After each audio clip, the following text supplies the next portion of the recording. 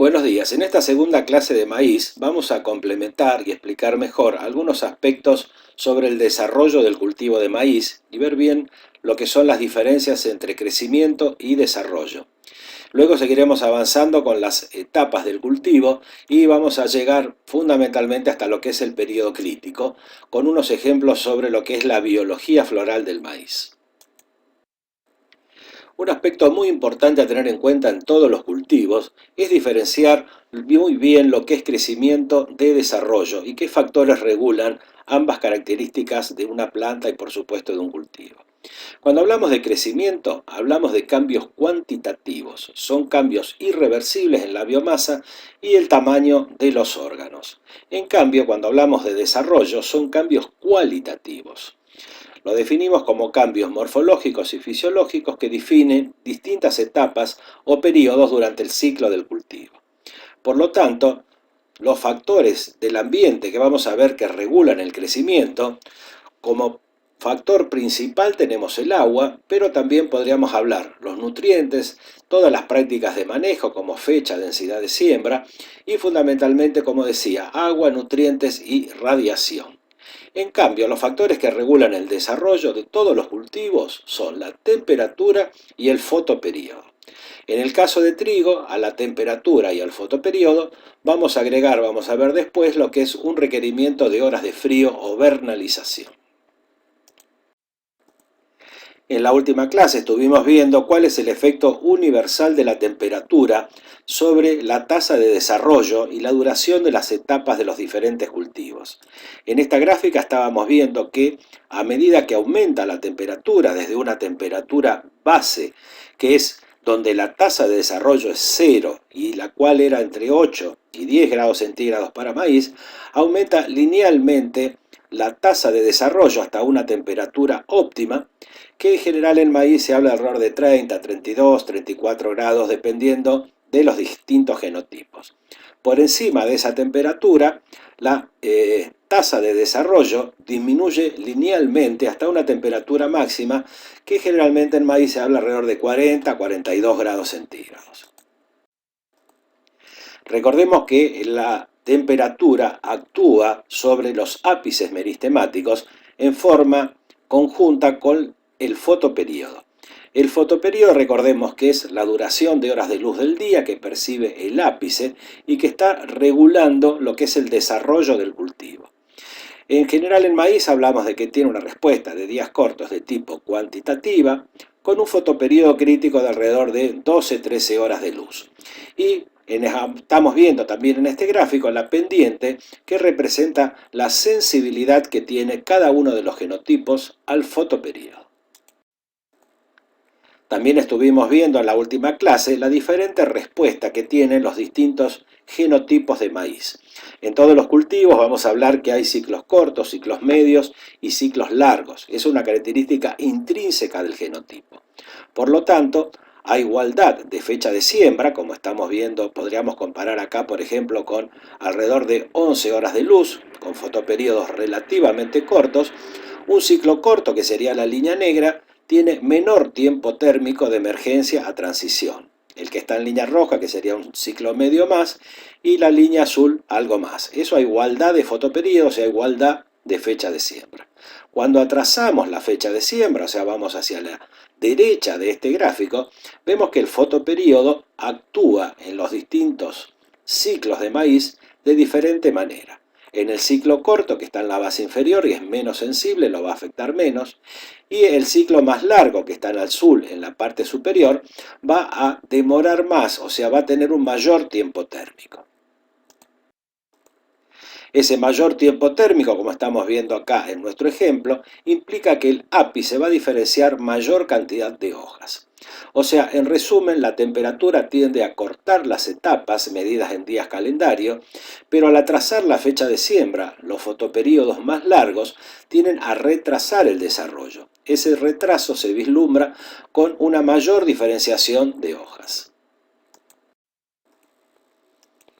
En la última clase estuvimos viendo un ejemplo para ver la duración de las etapas medidas en días calendario. Ahora vamos a agregar otro concepto que es el tiempo térmico que estuvimos viendo.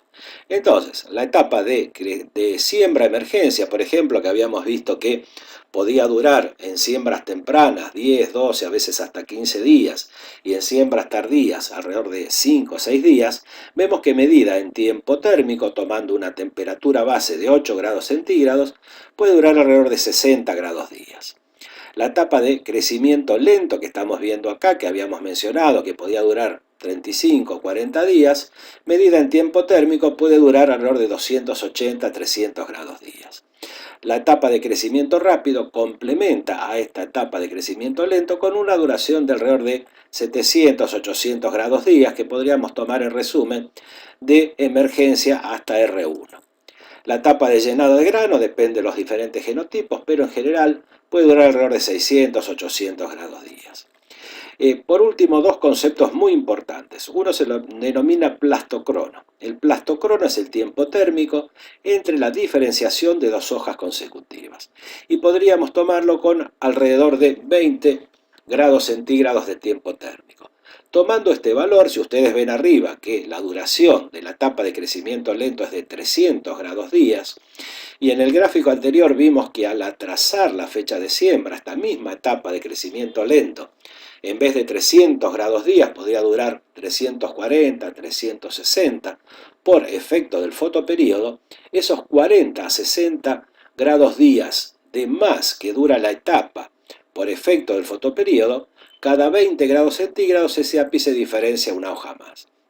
Entonces, un mismo genotipo que dura en siembras de septiembre 300 grados días, sembrado en diciembre dura 360 grados días, esos 60 grados días dividido 20 implica que va a diferenciar 3 hojas más.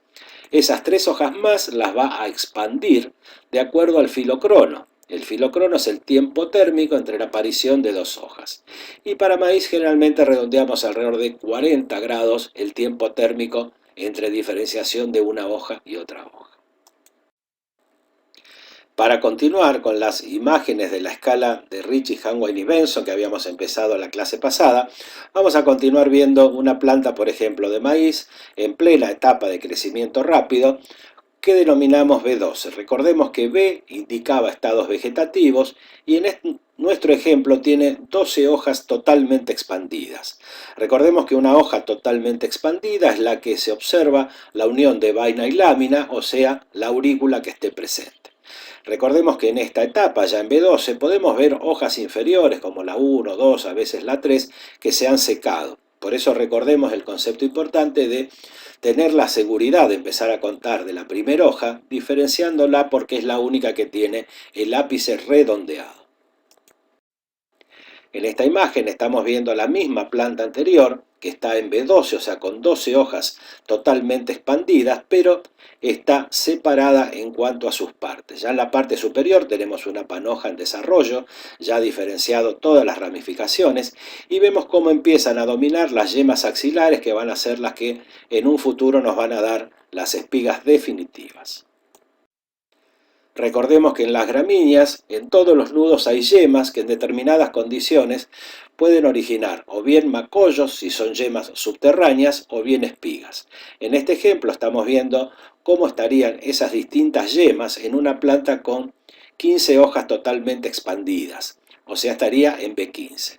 Entonces, de izquierda a derecha estamos viendo cómo ya empiezan a dominar las yemas que están ubicadas entre el sexto a noveno nudo aéreo, que son las que finalmente nos van a dar las espigas. El resto de las yemas luego involuciona y no llegan a dar espiga. En general, por planta podemos ver una o dos espigas, no más de eso. Recordemos que en el caso de maíz teníamos tres tipos de raíces: las seminales, que salían de la semilla; las adventicias, que salían más o menos 2, 3, 4 centímetros por debajo del nivel del suelo; y cercano ya a la floración, al panojado, ABT según la escala de Hanway, aparecen las raíces fúlcreas o de sostén, que favorecen el anclaje de la planta. A continuación vamos a ver una serie de gráficos donde en diferentes fechas de siembra y distintos genotipos observamos cómo cambia la morfología de la planta y cómo varía la duración de las etapas de crecimiento y desarrollo. Como ya habíamos visto, pero a manera de refrescar conocimientos, digamos que la duración de la etapa siembra-emergencia a medida que la trazamos, como vemos en la gráfica, de septiembre a diciembre, se va acortando en días calendario. Decíamos que en fechas tempranas de septiembre podía durar 14-15 días y la duración en días se acorta hasta el mes de diciembre, que puede durar alrededor de 4, 5, a veces hasta 6 días. Recordemos que esto es con humedad no limitante y que medido en tiempo térmico con una temperatura base de 8 grados centígrados es siempre igual, o sea, la duración de esta etapa en tiempo térmico siempre vamos a medir alrededor de 60 grados días. En esta gráfica estamos viendo la duración en días calendario de la etapa, decíamos, de crecimiento lento, o sea, de emergencia a transición floral. En siembras tempranas podía durar 40-45 días y medido en días calendario decíamos que se acortaba la etapa y podía durar alrededor de 20-25 días. Lo que estamos agregando acá es que los híbridos que están en la parte inferior son ciclos más cortos. Fíjense que a igualdad de fecha de siembra, la duración de esta etapa de crecimiento lento es menor. En esta gráfica estamos viendo cómo al atrasar la fecha de siembra y por efecto del fotoperíodo que retrasa el desarrollo, el número de hojas totales de una planta puede ser mayor en siembras tardías. En nuestro ejemplo, por ejemplo, las rayas, las líneas rojas y azules, que son ciclos intermedios o completos, vemos que de 19 a 20 hojas en siembras tempranas pueden aumentar 1 a 2 hojas. Recordemos que esto es debido a que el plastocrono es constante en maíz y es de alrededor de 20 grados centígrados.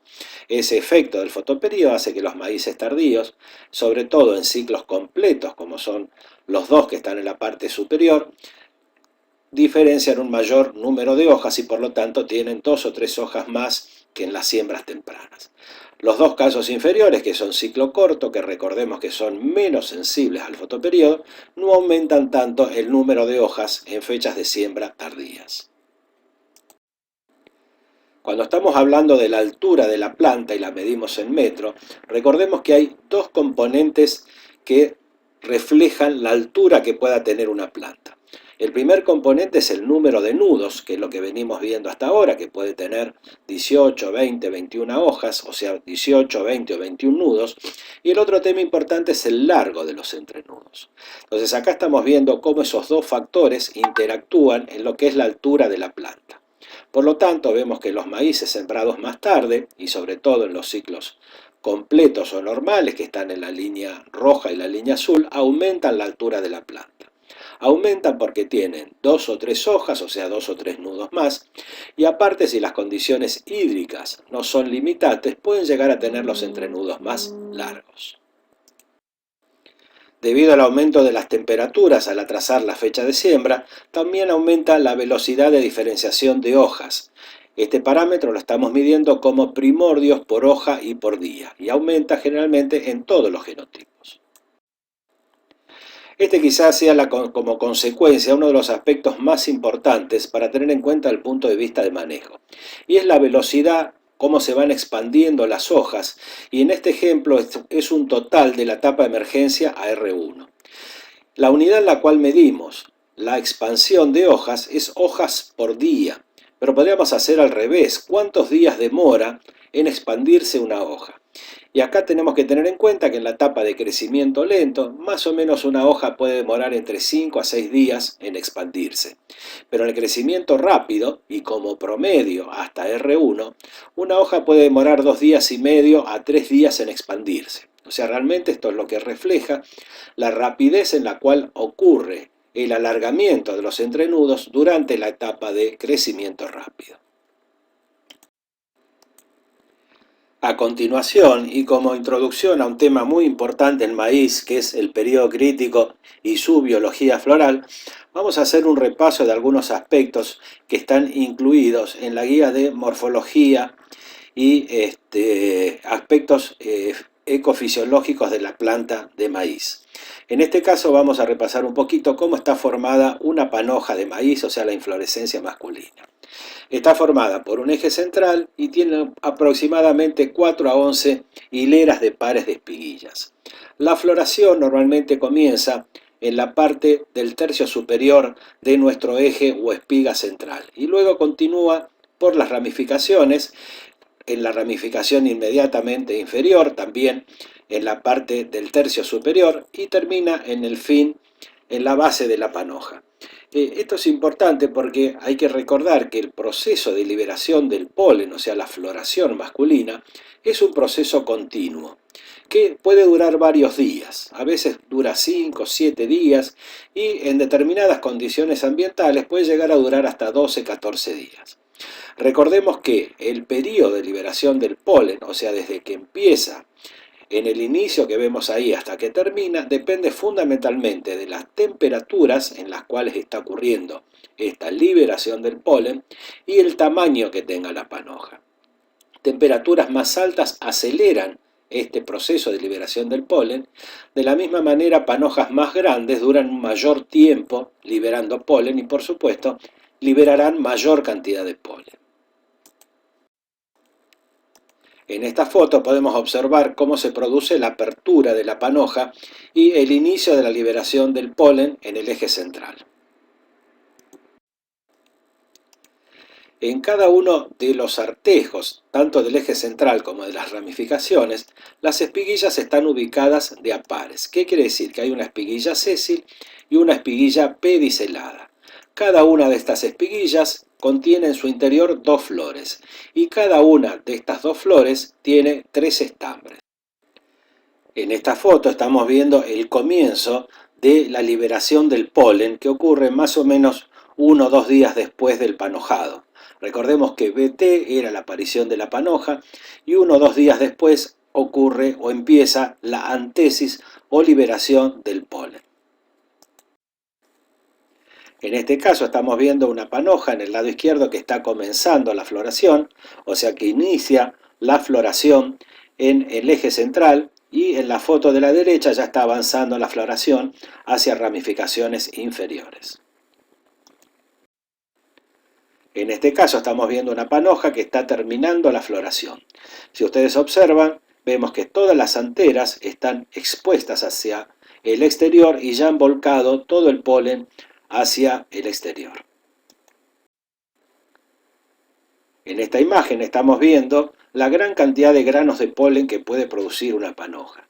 Recordemos que hablamos de alrededor de 20, 30, a veces hasta 50 millones de granos de polen que puede expulsar una panoja. Esa cantidad de granos de polen está relacionada con el tamaño que tenga la panoja. Panojas más grandes a lo mejor producen 50 millones de granos de polen, mientras que panojas más chicas a lo mejor 20, 25 millones de granos de polen.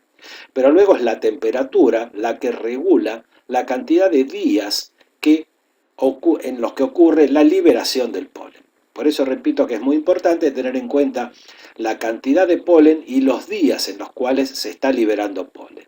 Normalmente la cantidad de granos de polen relacionada a la cantidad de óvulos a fecundar es muy alta. Puedes ver una relación de 1 a 500 granos de polen para fecundar un óvulo. En esta foto estamos viendo las anteras que son bilobadas y de las cuales por un poro subapical son expulsados los granos de polen hacia el exterior, que es lo que estamos visualizando en esta imagen. En este esquema estamos viendo las estructuras que componen la espiga.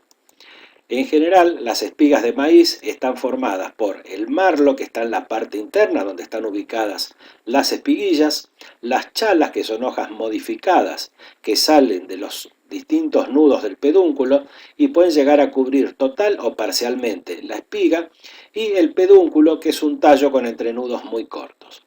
En la parte interna, o sea, la primer chala que sale de la base del pedúnculo, se lo denomina prófilo, que recubre al principio totalmente la espiga. A medida que la espiga de maíz va creciendo en longitud, va dejando restos meristemáticos en concordancia con los cuales se forman una serie de depresiones que llamamos cúpulas. En cada una de esas cúpulas, que es lo que estamos viendo en esta animación, hay dos espiguillas. En nuestro ejemplo tenemos una espiguilla hacia la izquierda y otra espiguilla hacia la derecha. En cada una de esas dos espiguillas vemos que hay dos flores, una flor superior representada por lema 2 y palia 2 y una flor inferior representada por lema 1 y palia 1.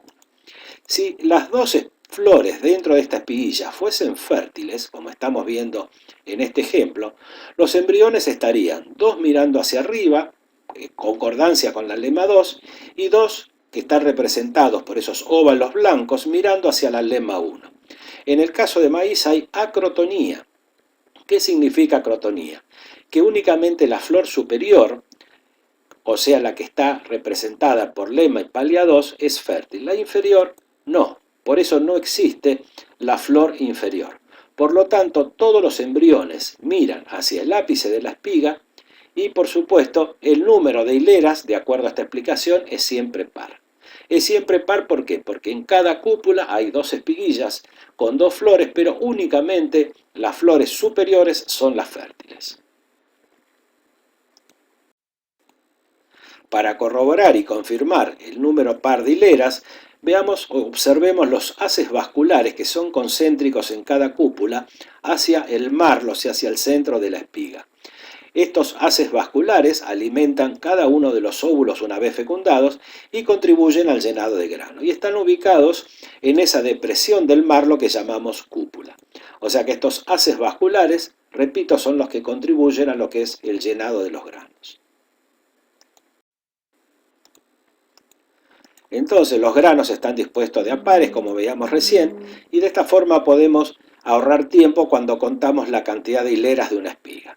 En general, los híbridos actuales en nuestra zona tienen alrededor de 14, 16, 18, excepcionalmente 20 hileras de granos. Como repito, siempre ese número es par. Recordemos que este número de hileras de la espiga es un carácter muy asociado al genotipo y poco influenciado por el ambiente. Por eso, en general, para un determinado híbrido, generalmente el número de hileras es bastante constante.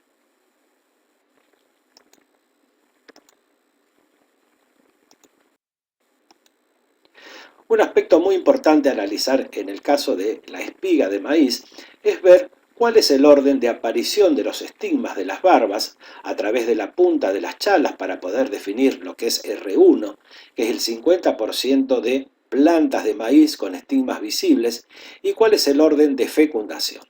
Si hablamos primero del orden de crecimiento, es muy fácil, es siempre desde la base hasta el ápice. Primero crecen dentro de la espiga las barbas de la parte inferior de la espiga, luego los del medio y por último, mucho más tarde, comienzan a crecer los estigmas del ápice de la espiga. Pero por un menor recorrido, los primeros estigmas en aparecer en el exterior son los de la parte central. Si bien empiezan a crecer más tarde, llegan más rápido a la punta. Por eso los óvulos que primero se fecundan son los de la parte central de la espiga. En segundo término, los de la parte basal, y mucho más tarde, en tercer término, por crecer mucho más tarde, son los del ápice. Por eso es muy importante tener en cuenta cuál es el orden de crecimiento y cuál es el orden de emergencia de los estigmas a través de la punta de las chalas. A partir de la siguiente secuencia de fotos, vamos a tratar de definir realmente cuál es el momento exacto en el cual a nivel de planta se produce R1, es decir, la emergencia del primer estigma a través de la punta de las chalas. En esta imagen que estamos viendo, una yema ha dominado en el sexto noveno nudo aéreo y comienza su emergencia entre la vaina y la lámina del tallo. En esta imagen vemos que continúa el crecimiento de la espiga entre el tallo y la lámina y la vaina de la hoja, recubierta totalmente por el prófilo, como veíamos hace un ratito, pero no hay estigmas visibles. A partir de esta imagen ya comenzamos a ver los estigmas en el exterior y podríamos decir que esta planta está en R1. Si el promedio de las plantas estudiadas está con los estigmas como en esta planta, decimos que el lote o la parcela o la población en estudio está en R1. En esta imagen estamos viendo plena floración femenina de una planta de maíz y estamos observando dos espigas. Recordemos que siempre la espiga superior domina sobre la inferior, al igual que la panoja domina sobre las espigas. En esta foto vemos también una planta de maíz pasada de R1 con dos espigas, pero en este ejemplo, si ustedes observan, la segunda espiga apareció mucho más tarde y es mucho más chica. Eso lo vamos a aplicar enseguida cuando veamos las curvas de biología floral. Continuando con los ejemplos de imágenes en las cuales están apareciendo los estigmas, vemos este nuevo caso donde ya empiezan a tomar otra coloración, los estigmas, las barbas, lo que denota que seguramente ya ha habido o ha ocurrido la fecundación. Luego de ocurrida la fecundación, las barbas se secan normalmente 1 o 2 días después de ocurrido la fecundación. Una curiosidad muy frecuente de ver en casi todos los lotes de maíz es la aparición de lo que llamamos tassel seeds. Tassel seeds son una serie de genes influenciados por el ambiente que en determinadas condiciones pueden producir tanto flores masculinas en la espiga como granos en la panoja. En estos ejemplos estamos viendo fundamentalmente en la panoja cómo aparecen una serie de óvulos que son fecundados y forman granos en la panoja. Esto es muy frecuente de ver a veces en cabeceras o en años cuando hay heladas tardías o daños mecánicos en las plantas del maíz. A continuación, vamos a hacer una práctica donde veremos cómo distintos genotipos, distintos ambientes, distintos lotes pueden generar cambios en lo que es la biología floral normal del maíz. En este gráfico estamos viendo o representando cómo son las curvas de liberación del polen en la línea azul y la aparición de los estigmas en una población de plantas. ¿En qué consiste la biología floral? La biología floral consiste en evaluar en un determinado número de plantas, que lo evaluamos en nuestro ejemplo como porcentaje de plantas que tenemos en un eje, y en los días desde la emergencia del cultivo, y tratamos de comparar cuándo el 50% de esas plantas está liberando polen y la comparamos con el 50% de esas mismas plantas que están liberando estigmas. En nuestro ejemplo, desde la emergencia al día 64, comienza la liberación del polen en la planta número 1. Pero el 50% de plantas liberando polen simultáneamente ocurre al día 67. Si vamos a las plantas con estigmas visibles, o sea, plantas que están en R1, vemos que un día después, al día 65, la primer planta expone sus estigmas, o sea, salen las barbas a través de la punta de las chalas. Pero al día 69, lo que representa esa flecha, el 50% de esas plantas han liberado sus estigmas al exterior. Esto quiere decir que entre 67 y 69 hay 2 días de protandria. Recordemos que la protandria se representa cuántos días calendario ocurren entre el 50% de plantas con polen y 50% de plantas con estigmas. Entonces, redondeando decimos que lo normal en maíz es la protandria. ¿Qué es la protandria? Que maduran antes los órganos masculinos que los femeninos. En este ejemplo clásico, normal, común, frecuente, vemos que es de 2 días. Pero justamente la práctica que vamos a hacer a continuación, vamos a ver que puede haber muchas variantes. Las variantes van a venir analizando distintos genotipos, o sea, distintos híbridos de maíz, y distintas condiciones ambientales.